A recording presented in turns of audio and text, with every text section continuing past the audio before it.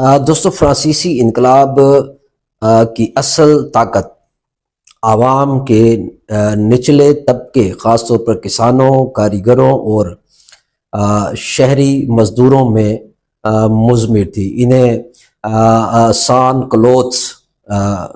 Clothes کہا جاتا تھا، یعنی اس سے مراد یہ ہے کہ وہ لوگ جو اشرافیہ کے روایتی لباس کے بجائے عام مزدوروں کا لباس پہنتے تھے۔ ان لوگوں نے انقلاب کی نہ صرف کو قوت بخشی بلکہ اس کی بنیاد بھی ڈال دی۔ Louis XVI asks, "Is it a revolt?" "No, sire," he replies. "It is a revolution."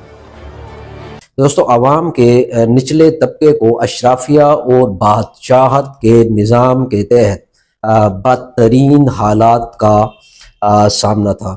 کسانوں پر بھاری ٹیکس عائد تھے، جبکہ اشرافیہ اور پادریوں کو ٹیکس سے مکمل چھوٹ تھی۔ قحط، کھانے کی قلت اور اشیاء خورد و نوش کی قیمتوں میں اضافہ ان کے مسائل کو مزید بڑھا رہا تھا۔ دوستو جاگیرداری نظام میں کسانوں سے زبردستی محنت ان سے لی جاتی تھی۔ مزدور طبقے کو کوئی قانونی یا سیاسی حقوق حاصل نہیں تھے۔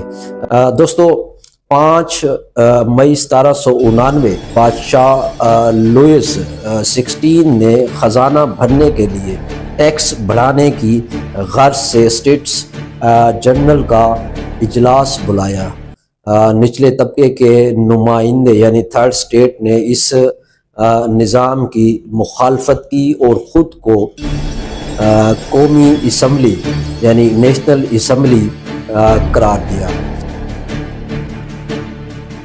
دوستو یہ پہلا موقع تھا جب عوام نے اشرافیہ کے نظام کو کھلے عام چیلنج کیا۔ انقلاب کی ابتدا باسٹیل پر حملہ یعنی 14 جولائی 1799 سے ہوئی۔ باسٹیل ایک قید خانہ تھا جو بادشاہت کی جابرانہ طاقت کی علامت تھا۔ دوستو غصے میں بھرے ہوئے مظاہرین نے قلعے پر حملہ کیا، اسے فتح کیا اور قیدیوں کو وہاں سے آزاد کرایا۔ دوستو عوام کے غصے کی وجوہات میں خوراک کی قلت اور بھوک تھی۔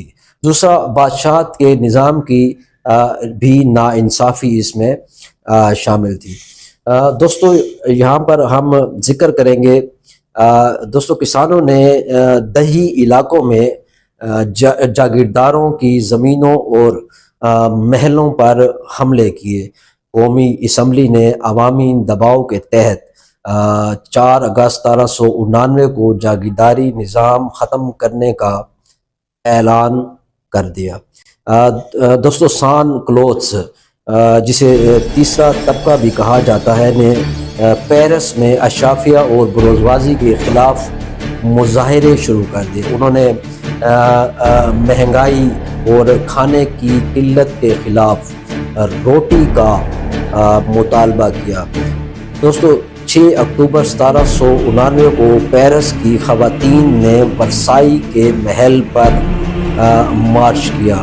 دوستو ان کا مطالبہ کھانے کی فراہمی اور بادشاہت کو پیرس منتقل کرنا تھا تاکہ عوام کی حالت زار پر نظر رکھی جا سکے۔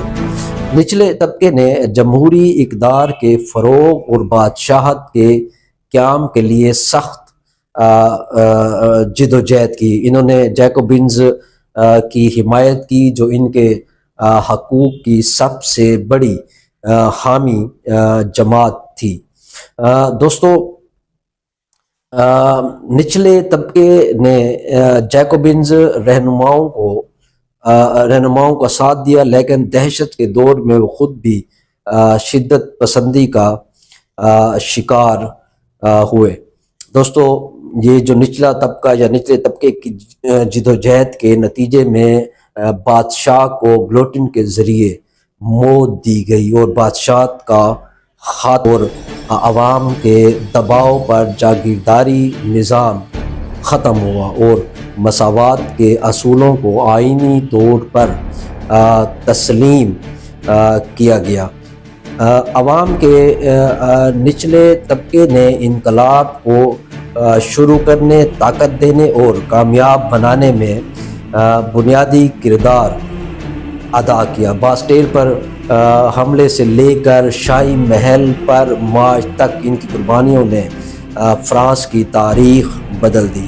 اگرچہ انقلاب کے دوران اور بعد میں ان کے مسائل مکمل طور پر حل تو نہ ہو سکے، لیکن ان کی جدوجہد نے دنیا میں جمہوریت اور مساوات کے اصولوں کو فروغ دیا۔